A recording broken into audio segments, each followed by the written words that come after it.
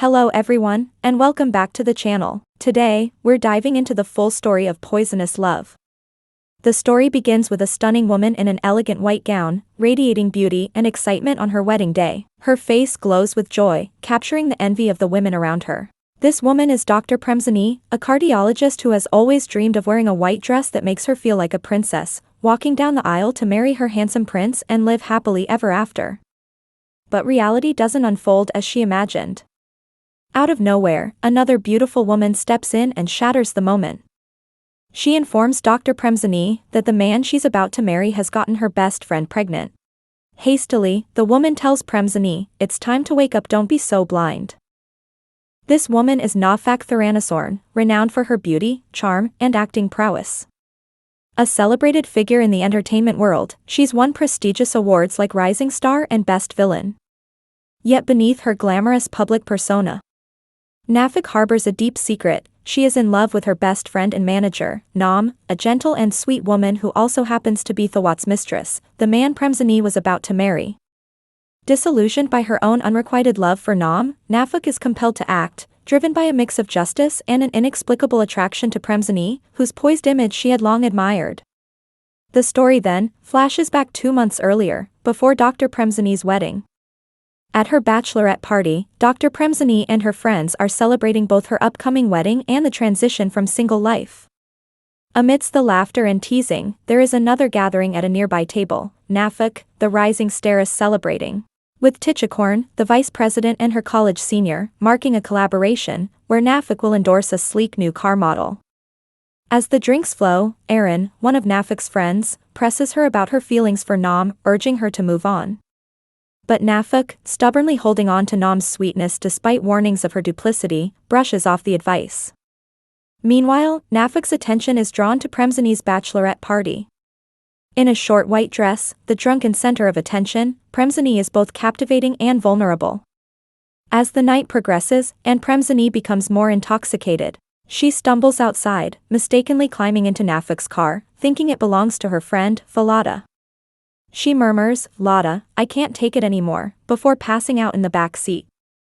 Recognizing her from the party, Nafak is intrigued by Premsinee's delicate features and alluring presence.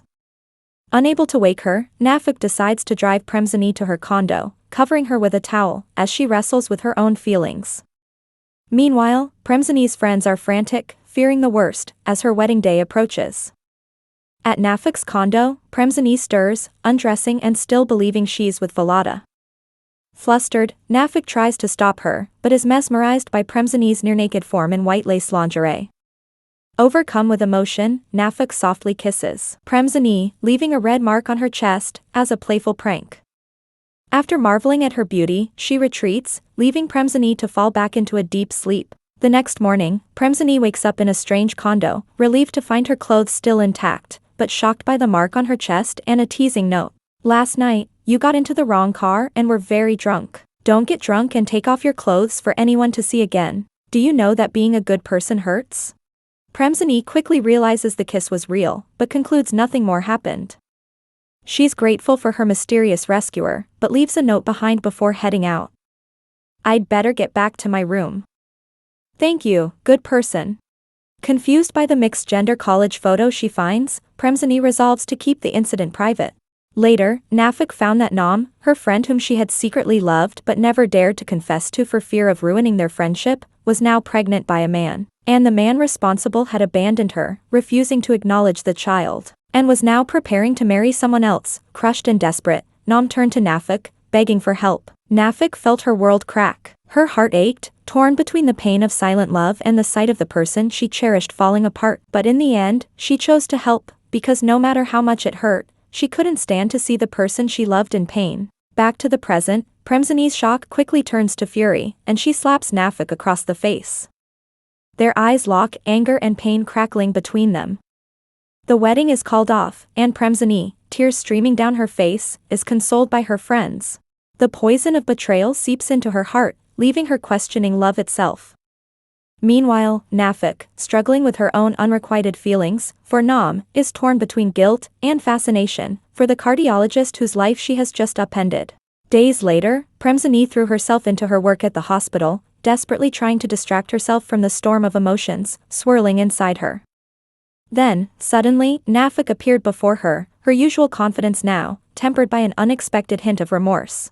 "I forgot to introduce myself," Nafik said, her voice softer than usual.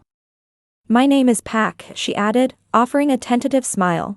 Premsinee's voice was icy and unyielding. "No need for an introduction. I don't want to know you. Stay out of my life." She began to turn away, but Nafik gently reached out, her fingers brushing Premsinee's hand.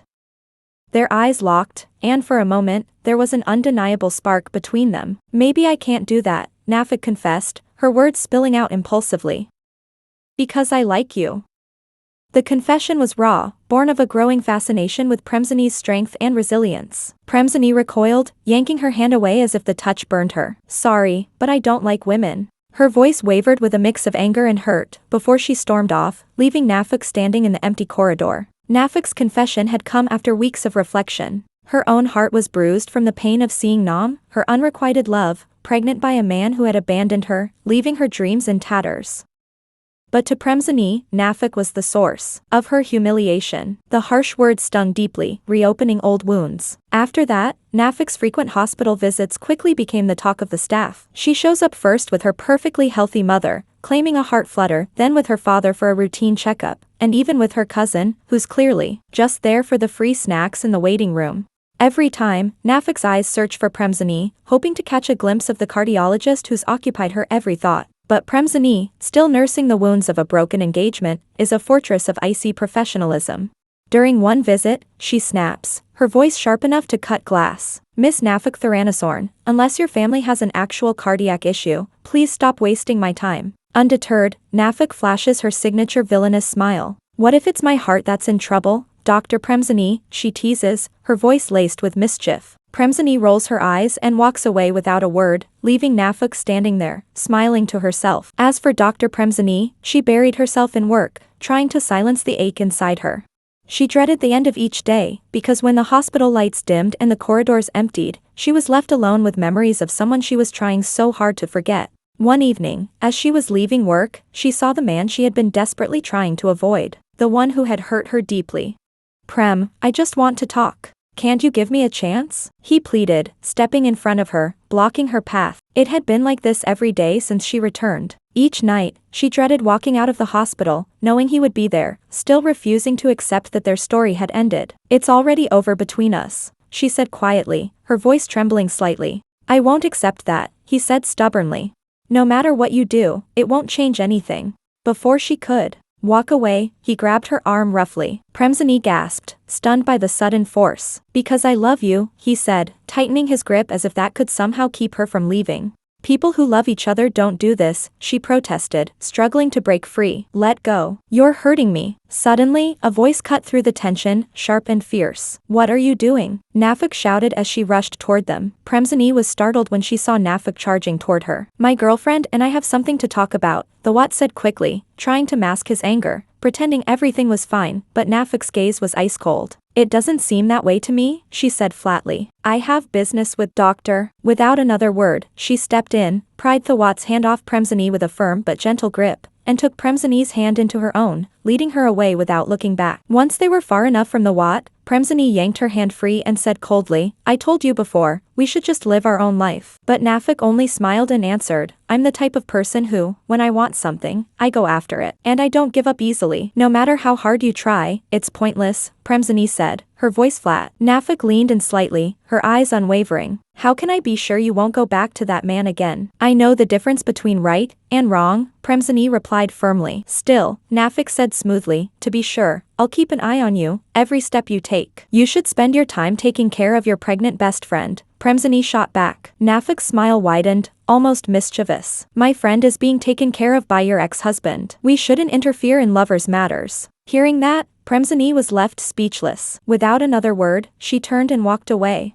Over the past few weeks, Nam had been constantly appearing at Nafik's condo, apologizing, seeking advice, or breaking down over her pregnancy and the father's sudden disappearance. Each visit reopened old wounds, as Nam leaned on Nafik, without realizing the depth of her unspoken, unreciprocated feelings. One night, Nam came over crying, holding an ultrasound picture. He won't even see me, Pat. What should I do? She pleaded. Nafik comforted her, swallowing her own heartbreak. Then Nam asked her to confront the father directly. For the first time, Nafik refused. Nam, I can't fix your life. I'm done. Nam walked away in tears. Her last words, "You're all I have left," stayed in Nafik's mind and hurt deeply. Later, Nafik decided to move out. Nam's visits had become a painful reminder of a love that would never be returned. She asked her brother to help find a new place, somewhere quiet, far away from Nam. The next day, as Dr. Premsini was leaving work, she saw the Watt waiting for her near the parking lot. His sudden appearance startled and frightened her.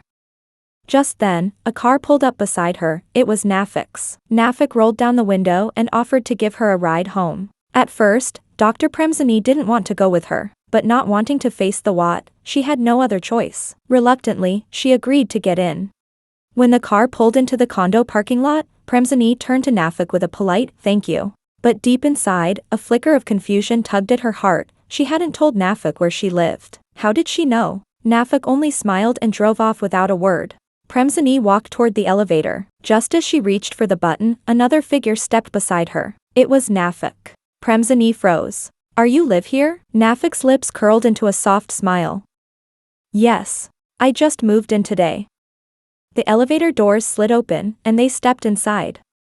But before the silence could turn awkward, the lights flickered, then everything went black. The elevator jolted to a stop. Premsini gasped. Her heart pounded in the dark. But then, a sudden embrace. Nafik's slender frame leaned against her, trembling ever so slightly. "Doctor," she whispered. "Yes. I can't take it anymore." Before Premsini could reply, lips brushed against hers, gentle, trembling, sweet. She should have pulled away. She usually would have, but this time, she didn't. Just as quickly as it had stopped, the elevator resumed. The lights returned, flooding the space with cold clarity. Nafik stepped out calmly on her floor, leaving Premsini dazed, her world spinning. Back in her condo, Premsini couldn't stop thinking about what had happened earlier. She absent-mindedly touched her lips, murmuring, "I kissed a girl." The memory lingered in her mind, but suddenly, the doorbell rang. She opened it to find Nafik standing there once more. "Is there something you need, Miss Nafik?" Her voice was colder than she felt. "I just wanted to greet my new neighbor," Nafik said lightly. "But you can call me Pat." "We're not that close," Premsini snapped, her words stiff with denial. "But we kissed," Nafik said with a smile. The words hit like thunder. Without another word, Premsini slammed the door. Her back hit the wood as she sank against it, hands clenched, breath shaking. Behind it, she stood trembling. On the other side, Nafik stood smiling, unshaken before she leave. Later, Nam continued to show up, constantly disrupting Nafik's life. Nam tried to play the victim to make Nafik feel sympathy and concern for her. Even though Nafik wanted to stay distant, she couldn't bring herself to cut Nam off completely because Nam had no one else. She didn't want to leave Nam all alone. Nam had been her friend, and someone she once loved. One day, Nam tearfully confessed to Nafik that the Watt refused to acknowledge the baby. He abandoned her. He told her he had reconciled with Dr. Premsini. Nam cried harder, saying she hated Dr. Premsini, calling her evil for stealing the Watt away from her. Hearing this made Nafik furious with Premsini, believing she had interfered.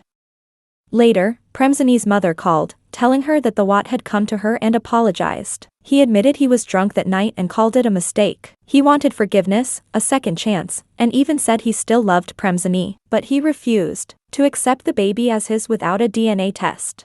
If proven, he'd pay child support but still wanted to be with Premsini. Her mother encouraged forgiveness, but Premsini firmly refused. Later, on her way to meet her close friends, Premsini unexpectedly saw the Watt and Nam walking together like lovers. They looked so sweet and intimate that it crushed her. She didn't even realize how tightly she was gripping her bag. Her mom's words and this reality didn't match, and she suddenly felt betrayed. The wound in her heart, which she thought had already healed, tore open again. She simply wondered, why does betrayal always find her? Coincidentally, Nafik was attending an event nearby and also saw Premsini and Nam. She felt disappointed in Nam. Nam, her manager, had lied saying she was visiting family in the hospital, but she had secretly gone to meet the Watt instead. Nafik rushed toward Premsini just as she was about to drive off. She got into the car and smiled gently. "Can I come with you? We live in the same condo, and I didn't drive today." "I'm not going back to the condo." "That's okay. Wherever you go, I'll go too." Without saying much, Premsini drove off. She took Nafik to a bar. There, she drank heavily until she was drunk. Nafik tried to stop her, but Premsinee wouldn't listen. All Nafik could do was sit beside her, watching her fall apart. A moment later, Premsinee began crying uncontrollably. "You love him so much that you're falling apart?" Nafik asked, her voice soft with concern. Premsinee, her tears flowing freely, sobbed, "Love? No.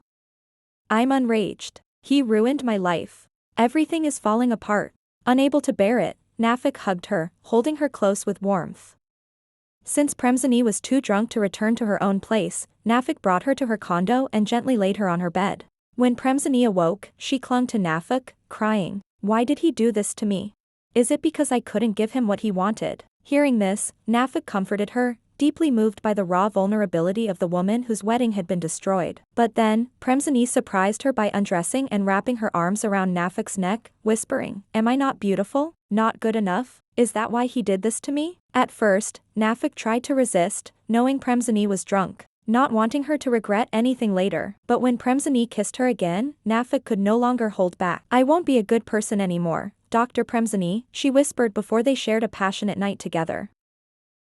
In the morning, Premsinee awoke to find Nafik sleeping peacefully beside her. For a moment, she simply stared at her face, so calm, so unaware, and a single thought echoed in her mind: "What have I done?" Quietly, she slipped out of bed, gathering her clothes and dressing in silence. As she turned to leave, her eyes fell on a photo resting on the nightstand. Her breath caught. It was the same photo she'd seen that night, when she was drunk and a stranger had helped her home before disappearing. That stranger had been Nafik. The truth settled over her like a wave. She stood frozen, realization blooming in her chest. Then, without another glance, she walked away. In her own condo, she stepped into the shower fully clothed, letting the water wash over her as she cried. Her wedding was gone, her plans, her future, all shattered. And now, her heart didn't even know what it wanted anymore. Elsewhere, Nafik awoke alone. She smiled to herself, remembering the night. "She may run, but I'll make sure she won't be able to escape me forever," Nafik murmured with quiet determination. Thanks everyone, and see you in the next video.